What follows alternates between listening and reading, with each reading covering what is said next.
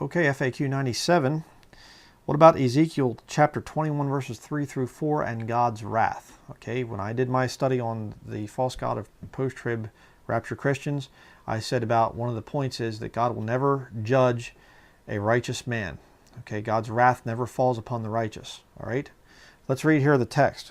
Ezekiel 21 verse 3 through 4. It says here, "And say to the land of Israel, Thus saith the Lord, Behold, I am against thee, and will draw forth my sword out of his sheath, and will cut off from thee the righteous and the wicked.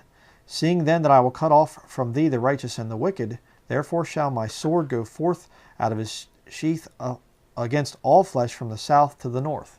And they said, I understand what you're saying with your sermon, but right there it says, God's sword, his judgment comes upon the righteous and the wicked.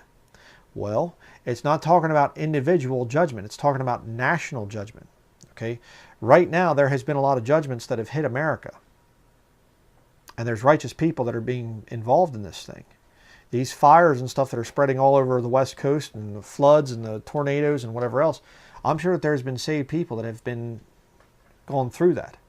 But you see, I'll guarantee you, when the saved person goes through that judgment that comes upon a nation, God will still protect that person through that situation. Okay? A good example would be Noah. God's wrath came upon the whole world, but he saved Noah through that. All right? And there will be righteous people in the time of Jacob's trouble.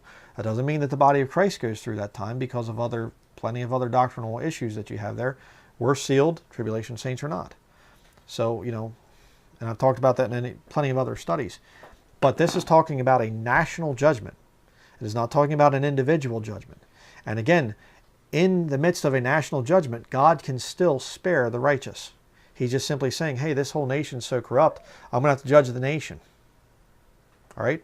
It's like a nation that goes against Israel, the nation of Israel. God will judge that nation. And there will be righteous people that will be under that national judgment. But in that national judgment, God will still protect them. Okay? So that's my answer to that question.